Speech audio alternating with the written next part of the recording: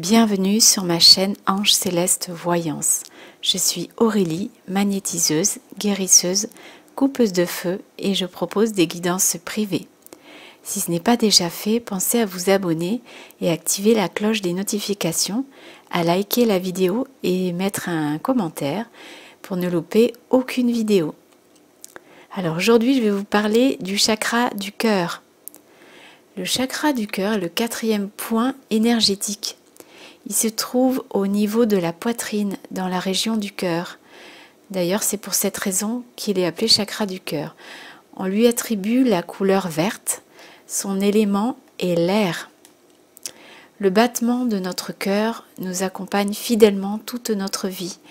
Nos goûts nous guident plus ou moins consciemment. Comme l'a si bien dit Antoine de Saint-Exupéry, on ne voit bien qu'avec le cœur, l'essentiel est invisible pour les yeux. Ce centre puissant est primordial, car le 4e chakra est central. Il fait le pont entre les 3 chakras inférieurs, dont le premier qui est le chakra racine et le second que l'on appelle chakra sacré, qui se nourrissent des énergies telluriques, et les 3 chakras supérieurs, dont le chakra de la gorge ou encore le 3e œil, sont alimentés par les énergies célestes. Le chakra du cœur nous permet de nous intéresser davantage à notre connexion, à notre harmonie et à notre relation avec le spirituel.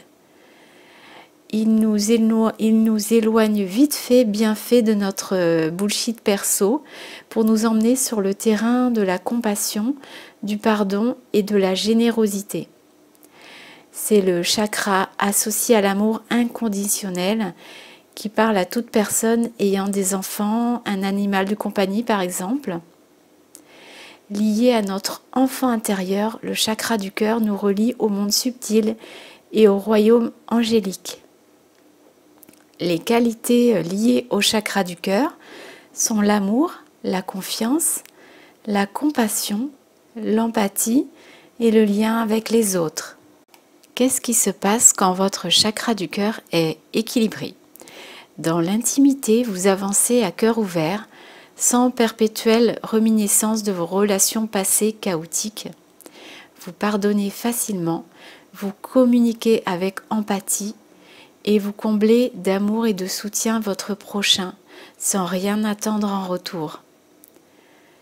Et quand vous avez le chakra du cœur bloqué, qu'est-ce qui se passe? Vous avez le sentiment de ne pas être aimé et avez une mauvaise estime de vous. Vous êtes incapable de donner et de recevoir de l'amour, ce qui génère du désespoir et un sentiment de rejet. Vous restez coincé dans le passé et gardez beaucoup de rancune. Vous refoulez toutes vos émotions, surtout les négatives. Vous communiquez une image assez froide lorsqu'on ne vous connaît pas. Un chakra du cœur bloqué peut vous empêcher de nouer des relations amicales et enrichissantes. Alors, qu'est-ce qu'il faut faire pour ouvrir le chakra du cœur? Il est conseillé de cultiver l'amour à travers des activités simples. Vous pouvez par exemple pratiquer des activités qui font intervenir le sens du toucher, comme les loisirs créatifs, manuels ou les automassages. Sinon, pensez également à pratiquer la méditation et le yoga.